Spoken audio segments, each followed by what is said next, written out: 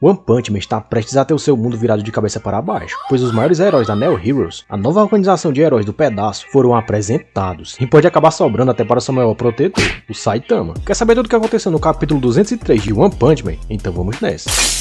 O capítulo começa com Suryu dizendo que não podia aparecer na frente do Saitama daquela maneira, vulnerável. Lembrando que no capítulo passado, ele foi enganado pelos operadores dos trajes de combate da Neo, entrando na organização com uma dívida astronômica, tendo que trabalhar como Neo Líder para pagar essa conta. Metal Bat pergunta se ele estava falando do careca de capa, que sempre andava junto com o ciborgue demoníaco da classe S, e o lutador confirma que sim, perguntando se o herói conhecia o Saitama. Só que os dois são interrompidos pelo McCoy, que revela que o Sekinga e o Metal Bat também tinham cansado da corrupção da associação de heróis, e que por isso eles tinham se transferido para a Neo Heroes. O que me deixa mais impressionado é o fato desse cara conseguir ser mais hipócrita do que o menino Foca, porque o cara fazia todo tipo de coisa errada na associação, divulgava cassino online, prometia uma renda extra aos patrocinadores e até perseguia opositores que não concordavam com suas práticas, e agora vem pagar de paladino da moral e dos bons costumes. Mas aqui não cola, McCoy, e o Sekinga joga exatamente isso na cara dele, falando que o executivo não colocasse eles no mesmo balaio, porque eles tinham sido transferidos para a Neo Heroes por motivos diferentes. E sendo bem sincero, eu acho que o rato do McCoy sabe que o Sekinga tá ali na Neo, junto com o Metal Bat, a fim de expor ele, só que o cara sabe que é praticamente um membro do STF, intocável. Então ele nem liga para a presença daqueles dois ali, porque ele sabe que tá por cima da carne seca, e que enquanto ele trouxer recursos para a nova casa, os chefões vão proteger ele de tudo e todos. McCoy diz o mesmo para o Imperador Selvagem, chamando ele de Criança Imperador, o que até me espanta, porque um dos motivos do garoto sair da associação era que todos os seus colegas tratavam ele como criança, só que ele nem retrucou a fala do executivo aqui, o que é no mínimo estranho. Só que de novo, o Imperador Selvagem é mais um que está investigando a fundo a corrupção da associação de heróis e as atitudes do seu mestre, o Dr. Bofoy. Então ele deve estar tentando evitar bater de frente com o McCoy aqui, que é um dos caras que dá as cartas na Neo Heroes. O Imperador Selvagem fala que diferente da associação de heróis, que recrutava heróis já estabelecidos, a Neo Heroes pensava a longo prazo, pois eles formavam seus heróis desde a base, preparando eles para as batalhas reais do futuro, seja através de treinamentos, como veremos com Darkshine, seja fazendo melhorias cibernéticas, como aconteceu com Webgaza, ou fornecendo equipamentos tecnológicos, como tentaram fazer com Suryu. Só que na prática, a organização é praticamente a mesma coisa que a sua concorrente, um bando de ricaços snobs que usam da organização para lavar os seus ganhos ilícitos, enquanto pregam que eles vão limpar o mundo das injustiças e dos ataques dos monstros. É tanto que eles trouxeram através do McCoy dezenas de heróis de todas as classes, patrocinadores e até executivos da associação para a Neo. O próprio Genos só não se transferiu para cá por causa do Saitama, então veremos uma crise sem precedentes na associação de heróis nos próximos capítulos, ainda mais depois que o McCoy jogar todos os podres da sua ex-empresa na mídia, incluindo a identidade de um certo monstro que trabalha disfarçado de herói dentro da associação, sem o apoio público, que inclusive é a única coisa que ainda mantém a associação de heróis de pé através das arrecadações da população. Eu acredito que ela vai sucumbir rapidinho. Talvez as únicas coisas que podem evitar isso seja a presença do Blast, que ainda é o maior símbolo de heroísmo na série, e a permanência do Saitama na organização, que mais cedo ou mais tarde será reconhecido como o maior herói da Terra, o que pode fazer com que as pessoas ainda valorizem o trabalho da associação e a importância dela no mundo, ainda mais contra ameaças tão grandes quanto aliens invasores, como foi o Boros e a maior ameaça de todas, a entidade Deus que vive na Lua. O Imperador Selvagem fala que com a Neo Heroes, os jovens terão uma chance de se tornarem heróis, se desenvolvendo dentro da organização, e mesmo aqueles que forem rejeitados pela Neo, só restarão para eles, no máximo atingirem a posição de classe B ou C na associação de heróis, que ficará com as sobras deles. O garoto destaca que a estratégia por trás disso está na qualidade dos instrutores que eles incorporaram na organização, e na mesma hora, vemos o super-herói Darkshine chegando, e deixando claro que ele era mais um que tinha sido recrutado pela Neo. Metal Bat fica surpreso com a transferência do herói bombado, mas ele fala que tinha se aposentado da profissão de herói, provavelmente depois do sacode que ele levou do Garou, lá no arco da invasão ao QG da Associação de Monstros. Acontece que o trauma que ele sofreu depois de perder para o Garou e ser superado pelo Black pode ter sido aquilo que despertou ele para a realidade, de que nesse mundo ele está longe de ser o herói mais forte. Depois disso, o que restou foi um convite para integrar o time de instrutores da Neo, e é claro, eles devem ter prometido também uma gorda aposentadoria. O ponto interessante é que se por um lado eu tenho pena da associação de heróis, por outro, eu quero mais é que eles se ferrem, porque a negligência deles com o Darkshine e o quanto ele ficou fragilizado depois da batalha com os monstros só mostra o tamanho da miopia dos executivos de lá em relação aos problemas da organização. Então se o preço que eles tiverem que pagar por seus erros for a destruição total da associação, eu acho mais do que justo. Super-herói Darkshine fala que estava grato por lhe oferecerem um emprego como instrutor, depois de ele ter falhado como herói, e dá pra ver que o cara tá mal pela postura cabisbaixa dele. É tanto que um dos heróis classe S da Neo faz uma piada, dizendo que até mesmo os heróis da classe S da associação podiam ser desprovidos de bolas. Olha isso. Mas ele já dá o seu aviso, falando que os seus novos subordinados tomassem cuidado, pois ele não aceitava essa postura vitimista dentro do seu grupo. Metal Bat até tenta tomar as dores do amigo, mas o Sekinga lembra a ele que eles não estavam ali para bater de frente contra os líderes da NEL, ou seja, eles estavam ali para uma missão, e a missão era mais importante. Metal Bat pergunta ao McCoy quem era aquele cara arrogante, e o executivo responde que aquele era Ryumon, um ex-chefe do Kree, que decidiu vender os seus serviços para fazer o bem no mundo, e assim, ele virou NEL líder de um esquadrão de 400 membros. McCoy ainda fala que a NEL não questionava os métodos daquele NEL líder, desde que ele seguisse as regras da organização. Ryumon diz que costumava educar os seus subordinados com mão de ferro, caso eles saíssem da linha, o que indica que o Sekinga e o Metal Bat irão integrar o esquadrão desse cara a partir de agora. Só que de trás dele surgiu o Axel, dizendo que o passado de Ryumon não poderia ser apagado, por mais que ele dissesse que tinha mudado. Lembrando que esse é aquele herói que teve uma reunião de emergência com uma das olheiras da Associação de Heróis, onde ela ofereceu mundos e fundos para recrutar ele, mas não teve sucesso, porque além de já ter sido abordado pela NEL Heroes, ele ainda foi colocado à par de toda a corrupção da Associação de Heróis, e pelo pouco que já conhecemos, o combate à corrupção é uma das maiores bandeiras desse cara. McCoy apresenta formalmente o Axel, dizendo que ele era um jovem civil que liderava os Hunters, uma equipe de 47 membros, e que eles já atuavam como heróis do povo já fazia algum tempo. E sendo bem sincero, essa estratégia da NEL não deixa de ser inteligente, porque eles estão trazendo líderes consagrados para a organização que já comandam dezenas de discípulos. Seria o mesmo que recrutar o Silver Fang e trazer todos os discípulos do seu dojo junto com ele, ou recrutar a Fubuki, que traria com ela todo o grupo Fubuki. Só com essa jogada, eles já aumentaram significativamente os seus números. E por mais que o City tenha dito lá atrás que a quantidade não supera a qualidade, e eu concordo com ele, nesse caso, a NEL não anda recrutando jovens inexperientes desgarrados, mas aspirantes a heróis que seguem uma liderança forte, o que muda totalmente o jogo para eles. McCoy ainda diz que várias pessoas se emocionaram quando presenciaram os Hunters, pessoas comuns do povo, lutando contra os monstros. E outro cara mais atrás fala que isso era bom, pois isso convenceria aqueles que ainda estavam em cima do muro, quanto a ingressarem na NEL. Aquele era Ifel Sinavi, pense no nomezinho ruim, o fundador da Igreja da Reencarnação Transcendental, que nos últimos anos vem reunindo uma verdadeira legião de fanáticos, que já somavam mais de 3 milhões de idólatras, que mantinham sua igreja sendo mais popular do que qualquer outra na face da Terra. E já sabe, né? Quando junta religião e política, nunca acaba bem. Imperador Selvagem elogia McCoy e o quanto de apoio ele tinha conseguido reunir em tão pouco tempo, enquanto os Aedates, outro cara que estava ali escondido de trás das cortinas, fala que eles tinham os números e, portanto, eram os mais fortes. McCoy apresenta o sujeito como um dos caras mais ricos do planeta, dono de diversos empreendimentos e um dos patrocinadores mais fortes da NEL Heroes. O executivo não confirma isso aqui no capítulo, mas esse cara provavelmente era um dos patrocinadores mais fortes da Associação de Heróis, que o McCoy conseguiu trazer junto com ele. Zaedates se apresenta para o Metal Bat, dizendo que ele tinha cerca de 40 milhões de seguidores nas redes sociais, e pede que o herói entre para esse número, mas Metal Bat fala que não estava nas redes sociais. Sekinga pergunta a McCoy se não era perigoso colocar os Zaedates na linha de frente, mas o ricaço, além de humilhar todos ali em pensamento, chamando eles de pobretões, fala que a maior parte do seu investimento da NEL tinha sido no desenvolvimento do seu traje. Só que como vimos quando o Sonic encontrou o Cabeça de Martelo e o seu grupo, dinheiro e tecnologia não te livram de ter o CPF cancelado por alguém mais forte. O Webgaza chega na sala, pedindo desculpas pelo atraso, pois estava em uma extensão de cílios que tinha demorado uma eternidade. E aqui eu quero destacar um detalhe, porque a tradução, tanto do capítulo passado quanto desse, traduziram o nome da heroína de Webgaza para Webgaza, o que é no mínimo curioso, porque pesquisando, eu não descobri nada sobre isso. Mas como eu acompanho muito política nacional e internacional, essa mudança talvez seja porque existe um veículo de mídia que cobra diariamente a guerra entre Israel e Palestina, e talvez o Murat ou sua equipe esteja tentando desassociar sua personagem, que ainda terá grande relevância na história, com a política no mundo real. Claro que isso pode ser só viagem na minha cabeça, e a equipe de tradução pode apenas ter achado o Webgaza mais sonoro de falar, para uma possível tradução para a mídia visual, assim como fizeram com o próprio Axel, que mudou de nome de Axel com 2 Cs para Axel com 1 X. Suryu brota do lado da heroína e se apresenta, falando que tinha conhecido ela mais cedo, mas logo se afasta, porque a Cyborg estava emitindo uma grande quantidade de calor. O Webgaza fala gentilmente para o herói não tocar no seu vestido, pois ela tinha acabado de passar ele e não queria amassá-lo. McCoy apresenta o Webgaza para todos, dizendo que ela era uma cantora idol famosa e que ninguém sobrevivia nas redes caso falasse mal dela, pois logo seria cancelado pelos seus fãs fanáticos. McCoy revela que ela tinha passado por um hiato de 6 meses, longe das câmeras, mas o seu retorno marcava não só o renascimento de uma lenda da música, como uma heroína que luta pela justiça. E é claro, como eu falei no vídeo passado, seu maior rival no estrelato e também no heroísmo era o Amai Mask, da Associação de Heróis. O executivo ainda fala que a Webgaza passou por diversos experimentos e que devido ao seu talento e determinação, esperava-se que ela se tornasse um dos pilares da NEL Heroes. Imperador Selvagem, envergonhado, se apresenta e diz que era um grande fã das músicas da heroína, que agradece o carinho. Metal Bat também corre para pegar o seu autógrafo, dando a desculpa de que a sua irmã era uma grande fã da cantora e que ela ia pirar na batatinha quando ele chegasse em casa, contando que tinha conhecido a sua maior inspiração. Super Aloy Darkshine também se apresenta, dizendo que era um antigo o herói da classe S vindo da associação, que tinha sido contratado como instrutor para a Neo. Só que o maluco fala tão baixo que eu acho difícil que alguém tenha escutado o que ele disse. O capítulo termina com Raiden chegando na sala e perguntando se o Darkshine tinha desistido mesmo de lutar, pois muito provavelmente ele desafiaria o ex-classe S para um combate de força. Lembrando que esse cara é um grande campeão do Super Sumo do Japão, que assim como o Axel, recusou a oferta de recrutamento da Associação de Heróis, por considerar ela uma organização corrupta. Mas será que veremos esse embate no próximo capítulo? Eu diria que não. Mas outro fator que chama mais atenção aqui é o fato do Murata e o One, de novo, ignorarem a batalha do Blast contra o Void, que estava sendo desenvolvida por eles antes do hiato. Isso pode ser mais uma prova de que eles podem ignorar completamente o arco da Vila Ninja e continuarem desenvolvendo o arco da Neo Heroes, o que pra mim foi um acerto, já que o arco dos ninjas estava bem fraco, porque eles afastaram o Saitama de um possível embate com o vazio do nada, e ainda cortaram a luta do Blast na melhor parte, e 2 vezes. Só que tudo isso pode não passar de uma cortina de fumaça para o autor ligar essa história da Neo Heroes com a batalha do Blast contra o subordinado de Deus, pois basta lembrar que o herói mais forte da Neo Heroes, que não foi apresentado ainda, é o único filho do herói número 1, ou seja, qual forma melhor de apresentar o Blue, se não fazendo ele ajudar o seu pai em uma batalha decisiva para proteger a humanidade? Pra mim, das duas uma. Ou o Murata tá tentando ligar esses dois arcos e apresentar o filho do Blast de forma brilhante enquanto resolve o problema do Void, ou ele vai ignorar completamente esse último arco da Vila Ninja e focar só na Neo Heroes daqui pra frente, deixando a ameaça de Deus mais pra frente na história. E você, curtiu o capítulo? Prefere o arco da Vila Ninja ou esse novo arco da Neo Heroes? Deixa sua opinião aí embaixo e se inscreve no canal para não perder os próximos vídeos de One Punch Man. Obrigado por ter ficado comigo até aqui e valeu!